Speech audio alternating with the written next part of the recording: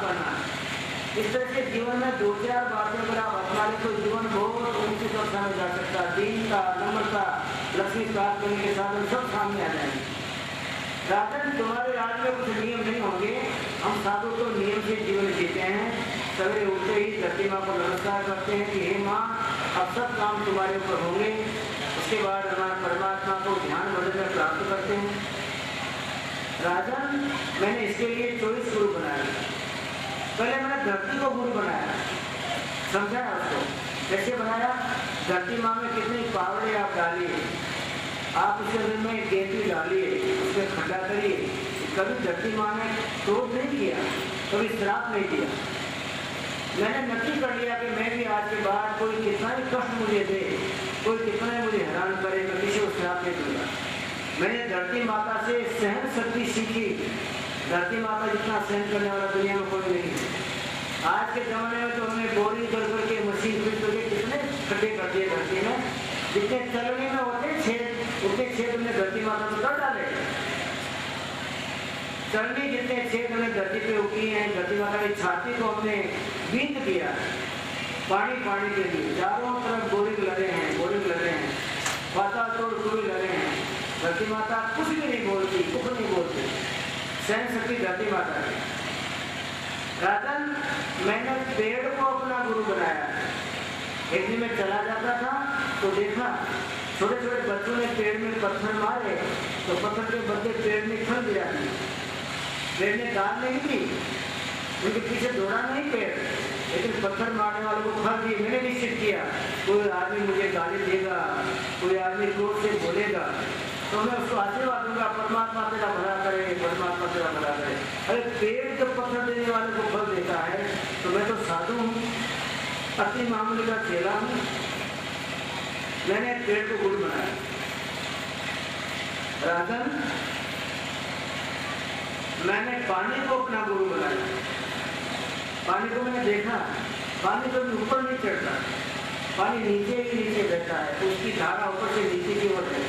मैंने निश्चित किया जीवन में कभी भी मैं ऊंचा सिर नहीं करूंगा, अपने जीवन को धीरे धीरे नीचे नीचे बहाता रहूंगा, दीनता रखूंगा। जिसके जीवन में दीनता है परमात्मा उसी का है, और जिसके जीवन में अहंकार के सिंह उग गए हैं वो रावण का तो सत्यानाश है। मैंने पानी के तरह से अपने जीवन को नम्रता से, दीनता से बहाना सीखा है। किसी की सेवा में जीवन को बहा दें। पानी बहता है तो अपने लिए नहीं, किसी के लिए बहता है। नदी जो खुद का जल पीने लग जाए तो आपको उनको बूंद भी न मिले, लेकिन नदी खुद एक बूंद नहीं पीती है, सारा जल हमको देती है। गाय एक बूंद नहीं पीती, सारा दूध हमको देती है। वृक्ष एक फल नहीं खाता, सारे फल हमको देती है। और संत महात्मा एक भी अपने जीवन में अहंकार नहीं करता, सारे अहंकार आपके लिए जला देता है। मैंने गुरु बनाया पानी को, और जीवन को पानी की तरह से बहता रखा मैंने सबकी सेवा में। इसलिए मेरे मुख पर आनंद है। राजन, मैंने खूब अंदर में समता प्राप्त की, इसलिए मेरे अंदर में आनंद है। राजन, मैंने अग्नि को गुरु बनाया। एक दिन मैं जंगल में जाता था तो मैंने देखा कुछ बच्चे अग्नि जला रहे हैं। उसमें गीली लकड़ी डाली तो भी जल गई, सूखी डाली तो भी जल गई। नीम की लकड़ी थी वो भी जल गई, पीपल की वो भी जल गई, बबूल की डाली तो वो भी जल गई। अग्निदेव ने कभी नहीं कहा कि मैं नहीं बंटा। अरे मूर्ख ने उसमें मुर्दा डाले तो उसको भी जला दिया। उसमें चंदन डालो तो चंदन को अग्नि जला देती है, लेकिन मुर्दा डालो तो मुर्दे को भी जला देती है।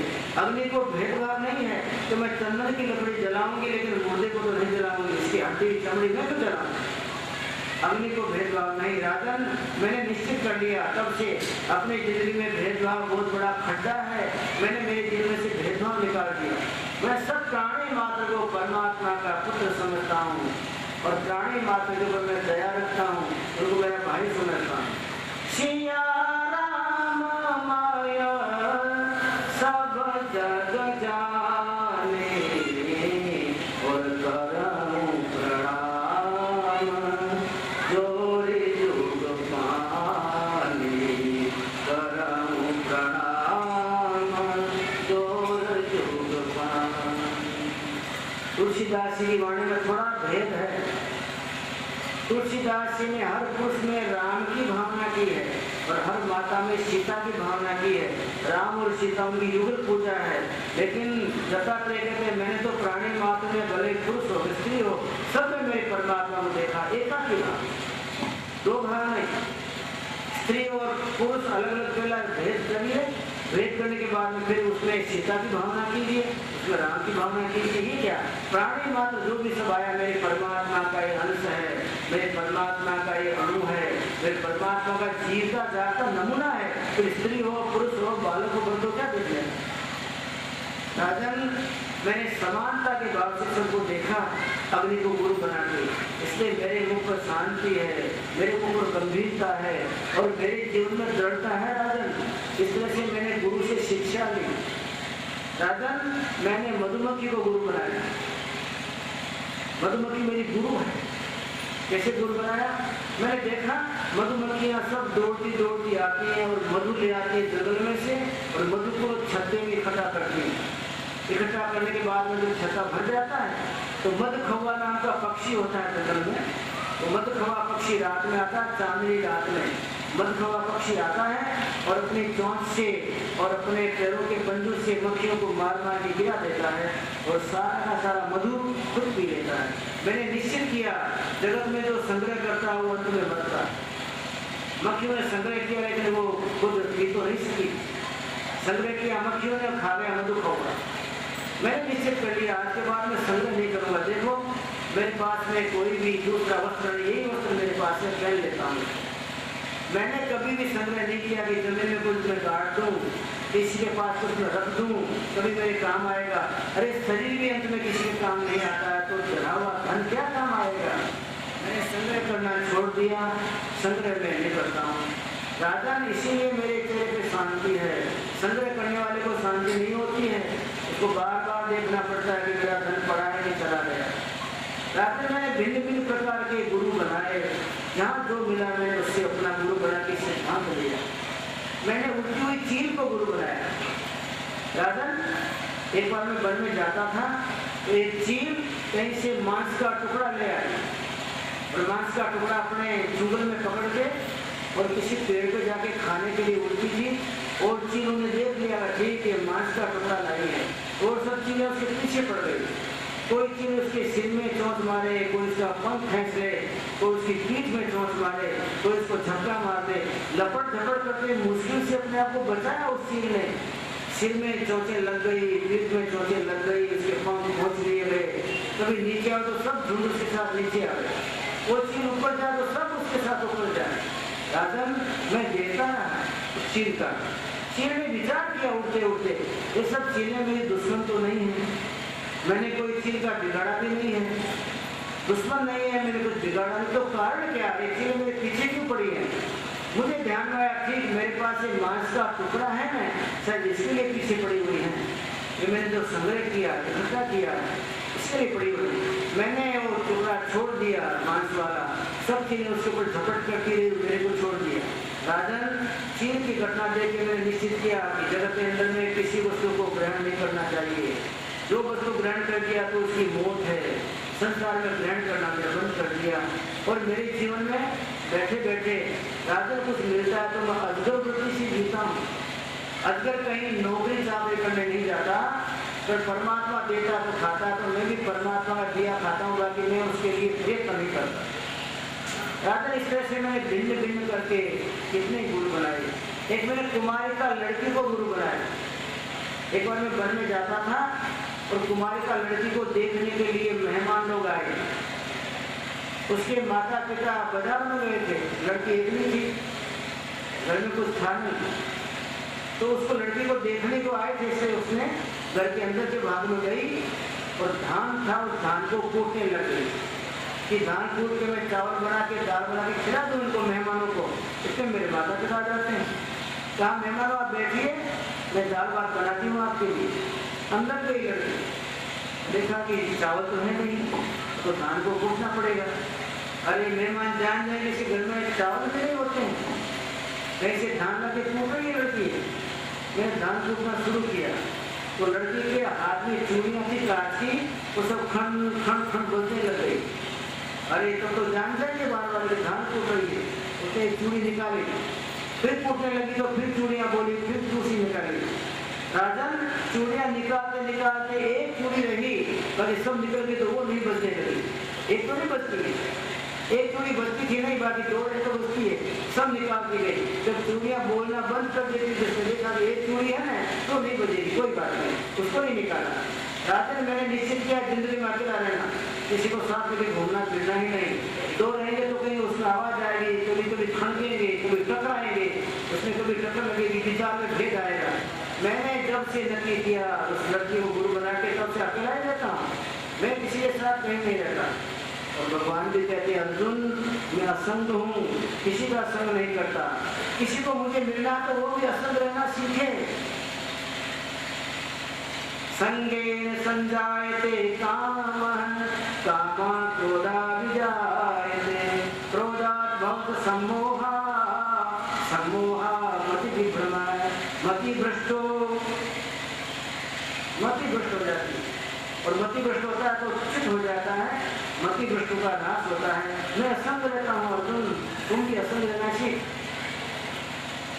राजन मैंने मेरी जिंदगी में किसी का साथ नहीं किया। मति भ्रष्ट होते ही बुद्धि का नाश हो जाता है, बुद्धि का नाश होते ही जीवन का सत्यानाश। मति भ्रष्टो बुद्धिनाशो बुद्धिनाशो दृश्य सबसे अकेला रहता है। भगवान दत्तात्रेय के जीवन की जो घटनाएं हैं, गुरु बनाने की जो चर्चाएं हैं, इनमें जो एक आधी चर्चा भी आपके हमारे जीवन में उतर जाए तो जीवन धन्य बने सा है। हमारे भागवत का महामुनि सुखदेव महाराज ने दत्तात्रेय का जीवन राजा परीक्षित के आगे इसीलिए वर्णन किया कि उसके जीवन की बातों को सुन के राजा को रहा सा बैराग है वो दृढ़ हो गया और रहा सा कच्चा प्रस्तुत करा गया। परीक्षा भी उन्होंने सुखदेव महामुनि बोले राजन आज तो 7वां दिन है, तो जब से आया तब से तुमने पानी भी नहीं पिया, तो तुमने खाया भी नहीं, नाश्ता भी नहीं किया। राजन अभी तो शाम को सांप काटने आएगा ना तुमको, अभी तुमको छुट्टी देता हूँ, जाओ अपने महल में जाके आ जाओ। अपनी रानी को कुछ कहना तो कहीं आओ, अपने पुत्र को कुछ कहना तो उसको कह के आओ, और अपनी संपत्ति की खुली रह तो उसका व्यवस्था करके आ जाओ। 7 दिन से तुम खाए पिए बिना मेरी सब की सब बातें सुन रहे हो और मेरी बातें जीवन में उतार के आज जाके आ जाओ।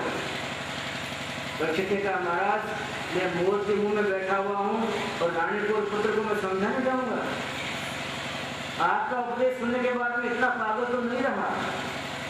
तो जिसको दुनिया में धूल चाटना हो 84 की वो जाए महल में, जिसको चक्कर खाने हो यमराजा के दरवाजे वो जाए अपने महल में। मैं तो आपके चरणों में आकर तो जाऊंगा नहीं। महाराज खुश हो। जिस व्यक्ति को परमात्मा की इतनी कदर है कि 7 दिन के बाद भी अपने बड़े भरे पूरे महल को किसी को कहने के लिए देंगे कि तुम ध्यान रखना, तुम ध्यान रखना, तुम ध्यान रखना। खुद मौत के मुंह में बैठा हुआ है तो उसका खुद का ध्यान नहीं है, दूसरा क्या ध्यान रखेगा। मैं कहीं नहीं जाऊंगा बाप आपके चरणों में।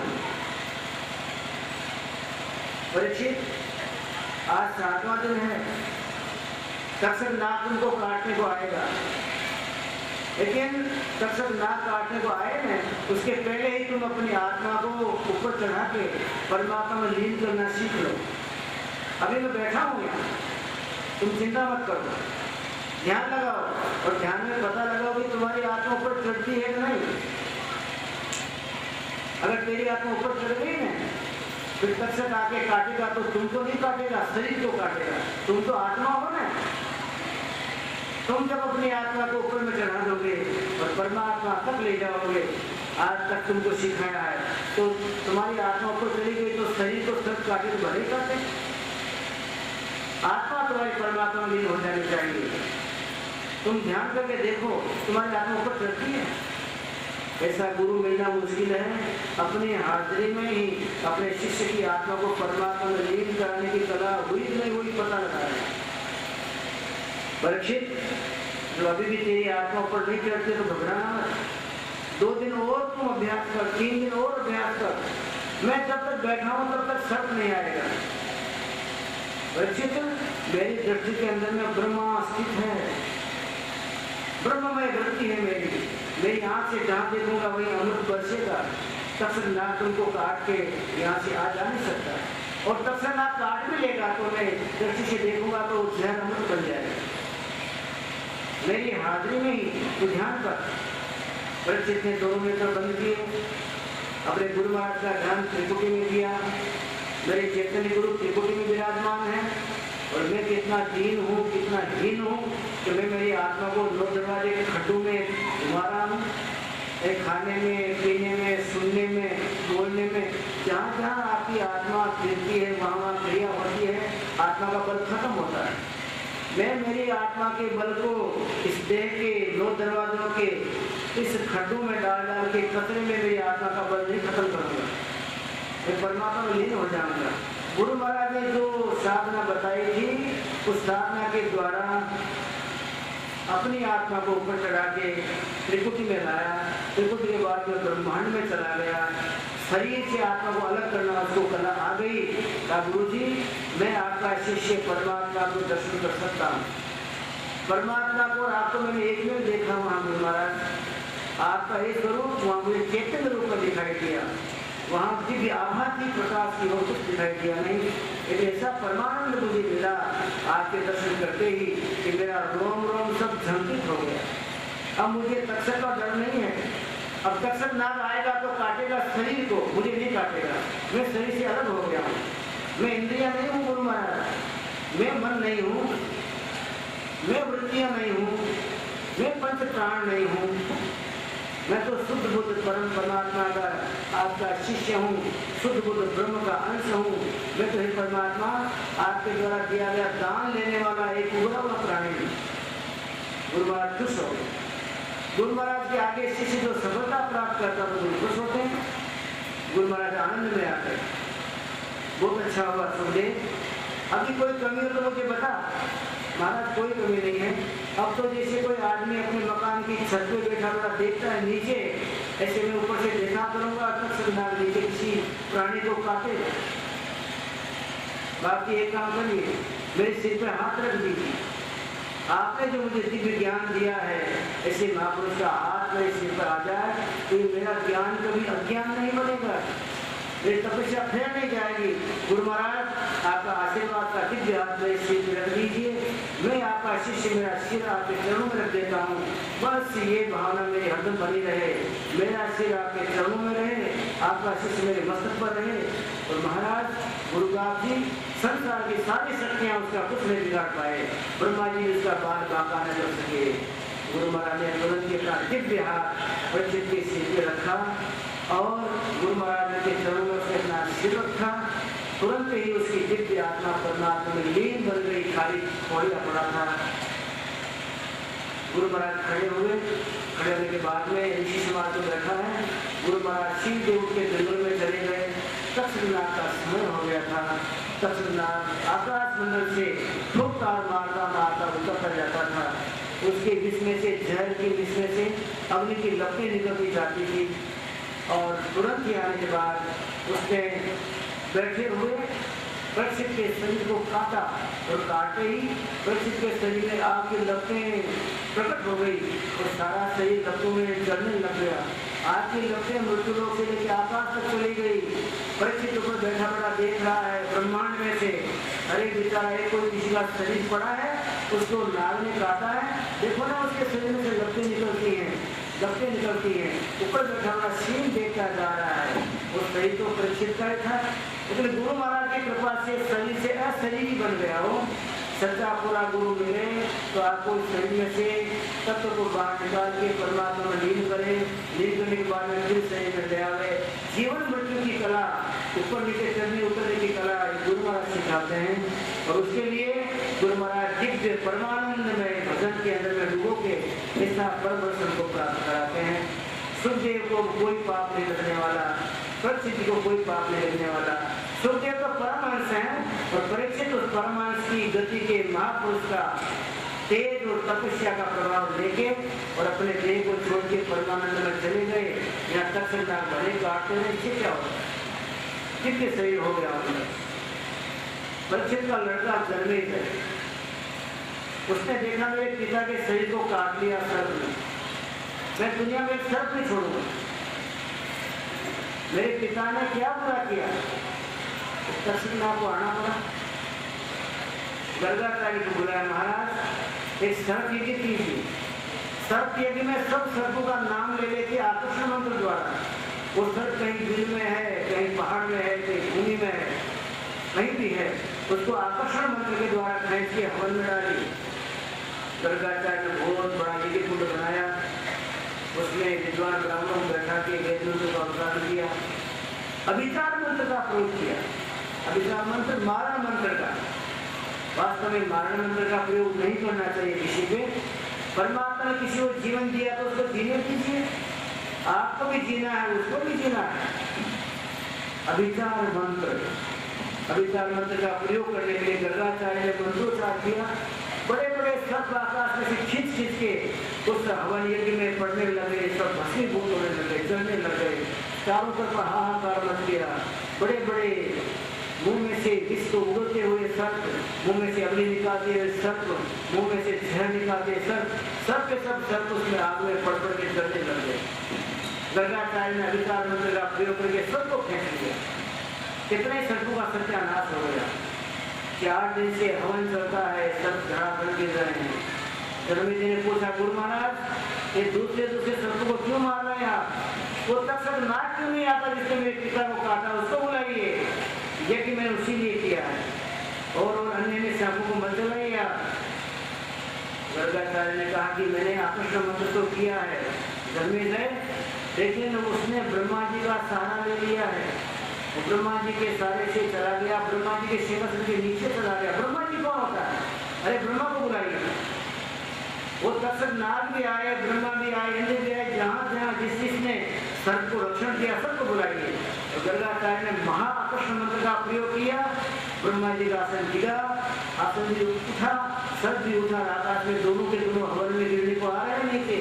हमारा भारत का साधु ब्रह्मा जी तक को फेंक सकता है धरती मंडल में, और उसकी पावर की ताकत से उसको जला नहीं सकता। देखते विष्णु, महादेव, शंकर सब आए। जन्मेजय ये बंद कर, परमात्मा ने सृष्टि में सर्प बनाए तो समझ बूझ के बनाए हैं, और तेरे पिता को काट लिया तक्षक ने तो उसने नहीं काटा है, उसका समय आ गया था भाई। और संसार में जैसा जिसका कर्म होता है वैसा उसको जगत में फल भोगना पड़ता है। कोई किसी को मारता नहीं, कोई किसी को जिलाता नहीं। ऋणानुबंध का संबंध उसको मारता है और जिलाता है।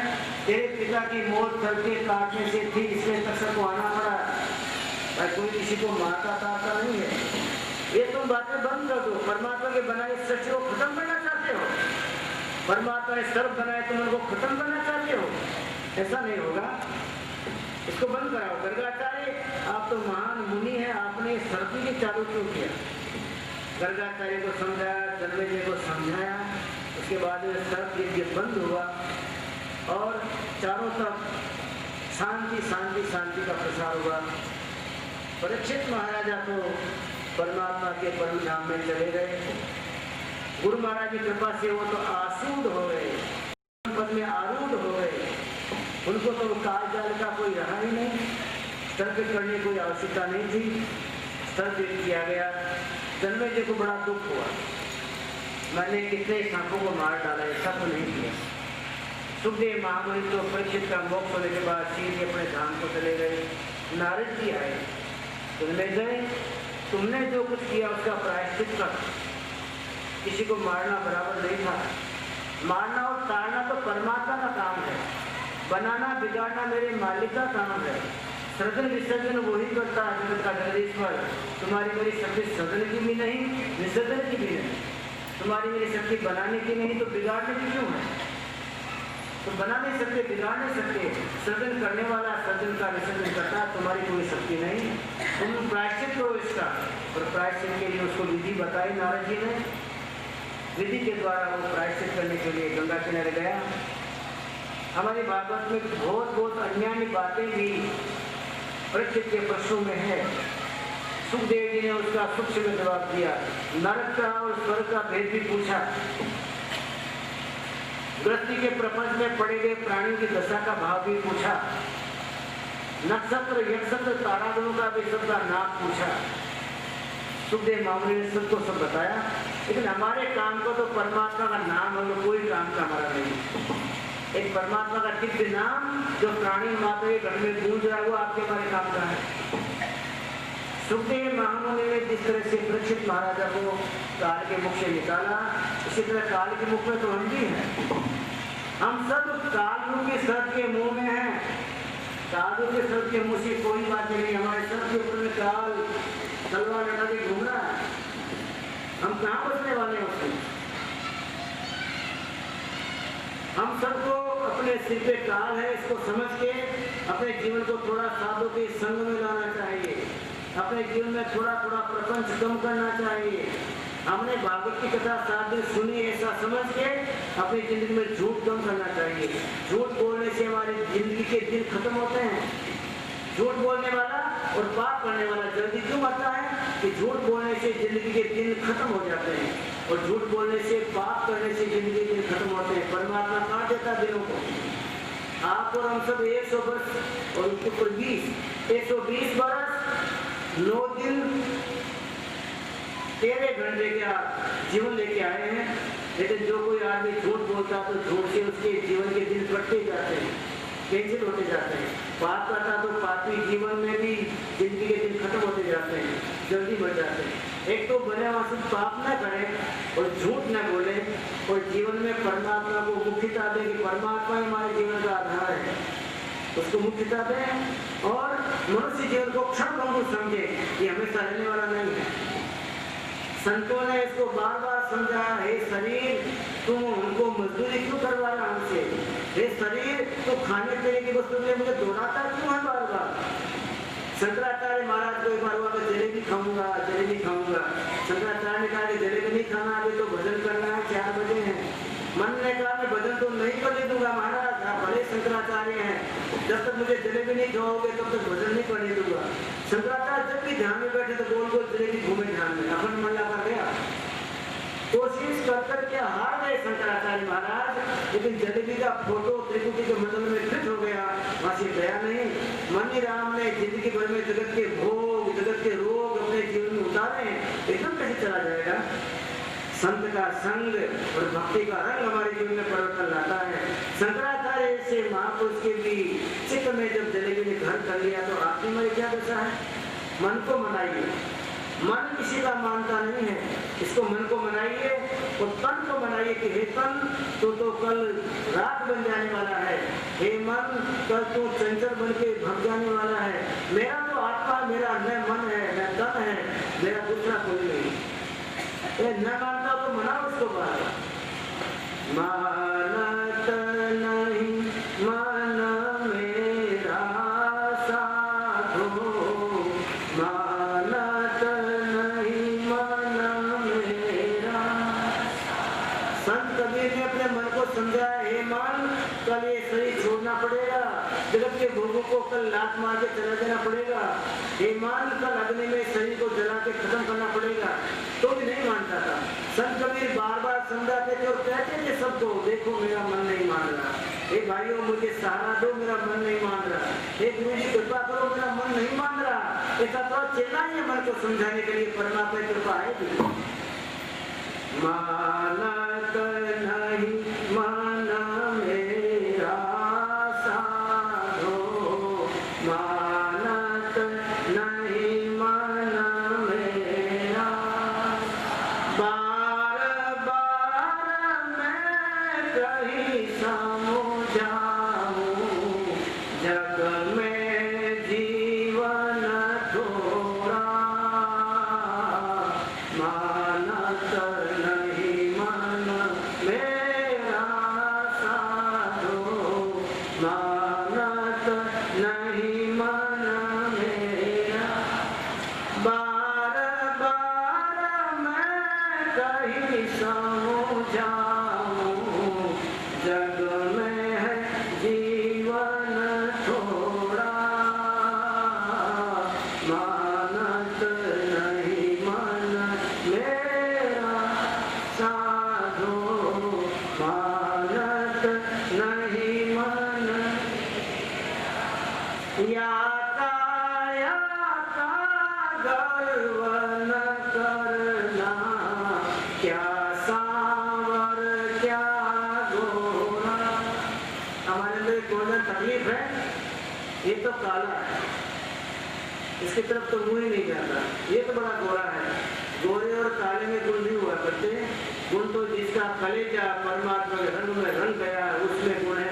बाकी चमड़े के कोई गुण होते हैं, वो तो चमार होता तो कहता ये काला और ये गोरा, हम चमार थोड़े, हम चमड़े का धंधा करने नहीं आए, हम तो प्रेम का सौदा करने को आए जगत में। प्रेम का सौदा करने वाला काला गोरा चमड़ा नहीं देखा करता, वो तो दिल को देखा करता। इसका दिल दरियाव जैसा है कि इसका दिल छोटा सा मुट्ठी जितना है, इसका दिल दरियाव जैसा है, उसमें प्रभु का दरबार लगेगा। दिल को देखिए, काला गोरा मत देखिए। परमात्मा कहते हैं इसको काले गोरे के चक्कर में न पड़िए। काला और गोरा कोई भी जीवन का गुण नहीं है। ये काया का गर्व न करना, क्या सांवर क्या गोरा, एक पलक में विनष्ट जाएगा। जो हाथ से ढुले कटोरा, आपके हाथ में पानी का दूध का कटोरा भरा हुआ हो, धक्का लग गया तो कटोरा पड़ा और सब ढुल गया। ऐसे काल का धक्का जिससे लगेगा तो आपके जीवन का कटोरा खत्म, ढुल जाएगा और काला गोरा पड़ा रहेगा। गोरे में कोई होते होते तो गधे तो बहुत गोरे होते हैं, गधे जितने गोरे कम नहीं, एकदम सफेद होता है गधा। देखना कभी गले में घूमते को, गधे जितने आप गोरे नहीं, फिर भी क्या मालूम क्या अहंकार सिर पे चढ़ गया है, वो तो काला है और मैं गोरा हूँ और मेरे में गुण है। कभी सामने का सब गलत बातें हैं। ये तो पानी का भरा कटोरा है, कब गिर पड़े कब ढूंढ जाए, इसके पहले चेत जाओ लाभ लो। या काया का गर्व न करना, क्या सांवर क्या गोरा, पाव पलक में विनस जाएगा जो हाथ से ढूंढे रे कटोरा। पाव पलक में विनस जाएगा जो हाथ से ढूंढे कटोरा। मानत नहीं मन मेरा साधो, मानत नहीं मन मेरा। बार बार मैं कहीं समझाऊं, जग में जीवन थोड़ा। बार बार इस मन को समझाओ, हे मन, जगत में जीवन थोड़ा है, कम है, तो इस तरह से प्रपंच मत कर। और समझा बुझा के इस मन को समझाइए। तन का कोई भरोसा नहीं है, तन कब छूट जाए, और जिसका भरोसा नहीं उसी के पीछे जिंदगी में फुटन पड़े जाने। सुखदेव महामुनि ने समझाया था, परीक्षित, ये जीवन का कोई भरोसा नहीं, क्षण भंगुर है। ये तो जीवन तो पानी के बुलबुले जैसा है, कच्ची मिट्टी का घड़े का जैसा है, कब ठोकर लगे और कब टूट जाए। ये तो कच्चे धागे जैसा है, धागा वो कब खींचा कब टूट गया। ये सब की सब कमियां हमारे जीवन में है। धन्य जीवन वो है जिसने अपनी जिंदगी में परमात्मा के नाम को बसाया है, और दुनिया के धन की चिंता नहीं की, लेकिन परमात्मा के नाम की चिंता है।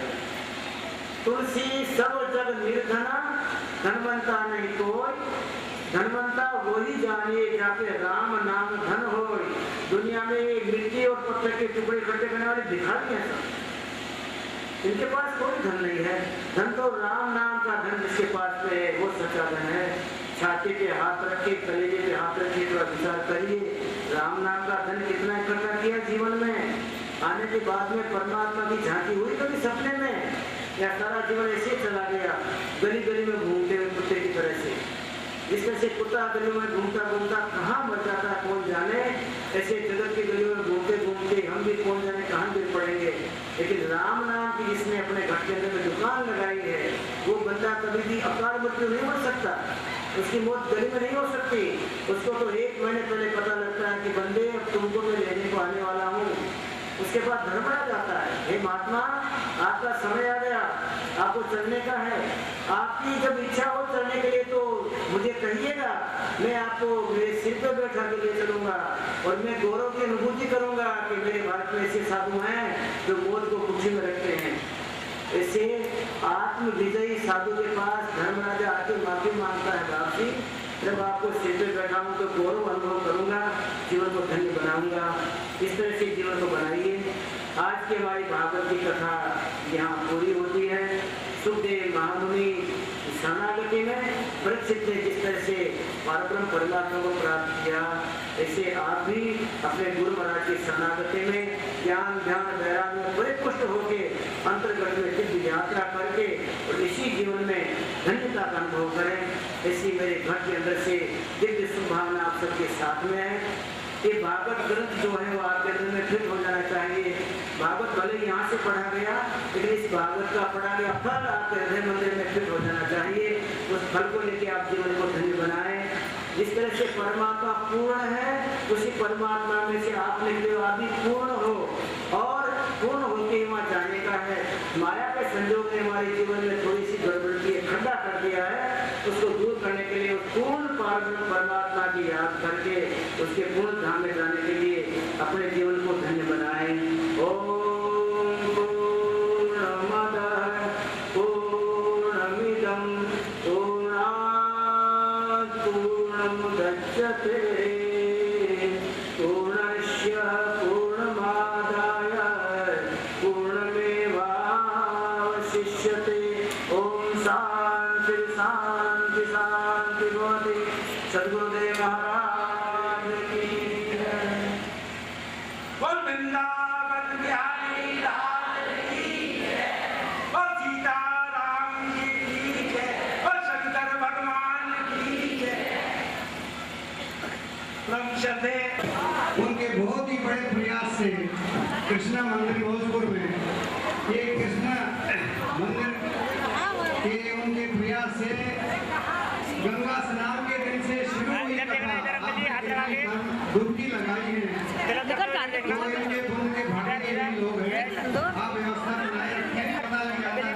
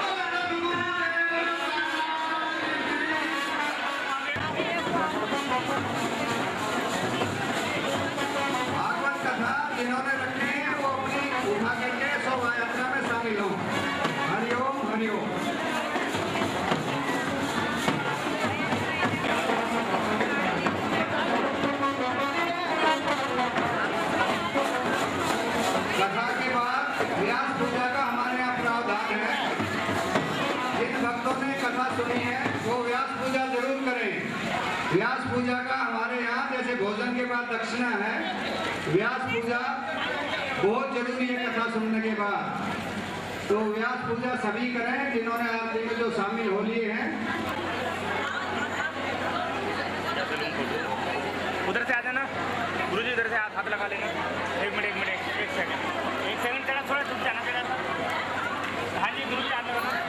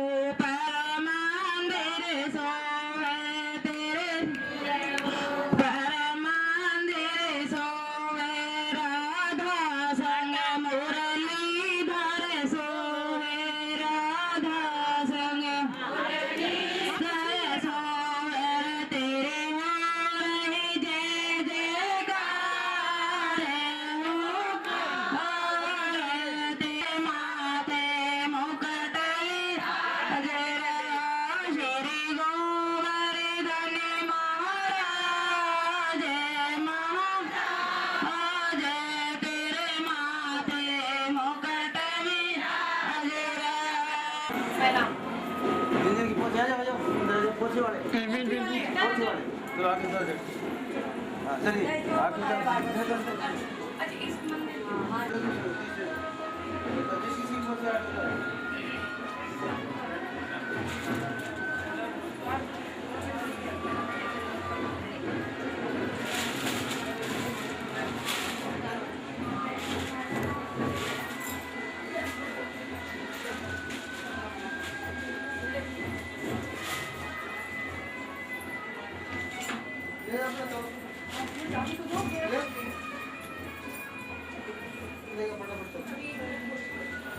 एक बार दोबारा से आरती कर लेना।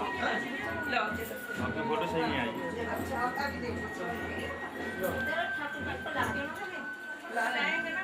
ठाकुर जी इतनी आसानी से इतनी आसानी से आते हैं ठाकुर जी।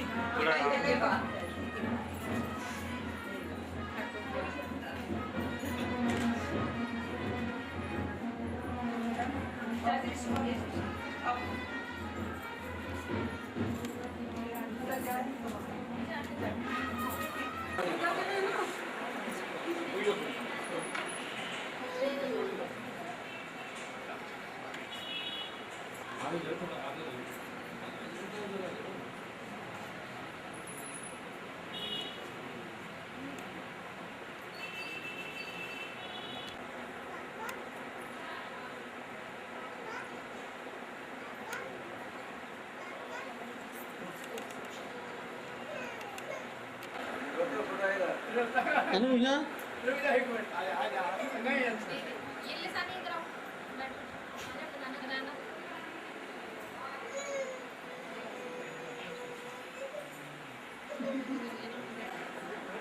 आप लोग क्या क्या मजा सेम बार-बार इनको घूमने आई बस वाले शो में तो लगा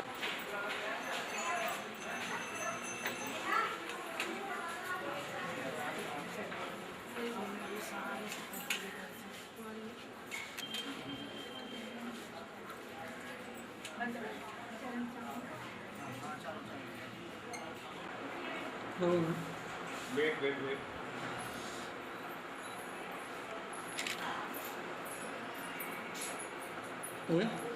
इसमें बांसुरी भी है 4 कोई बात नहीं वो सब ठीक है।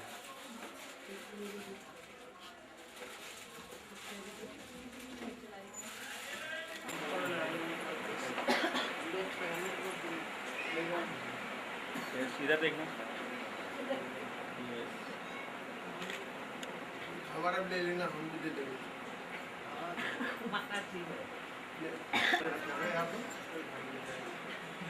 तेरे पीछे करनी पड़ेगी। नहीं मेरे पीछे नहीं कर रहे हो किसी और के पीछे कर रहे हो।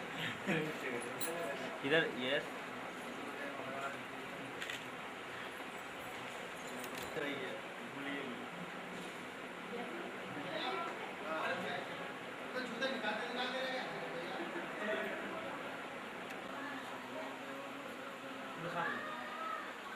अब भी नहीं शामिल यस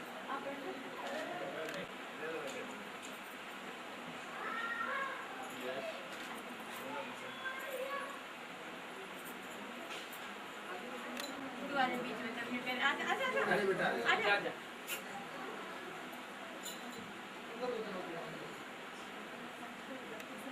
चलो साथ में बैठ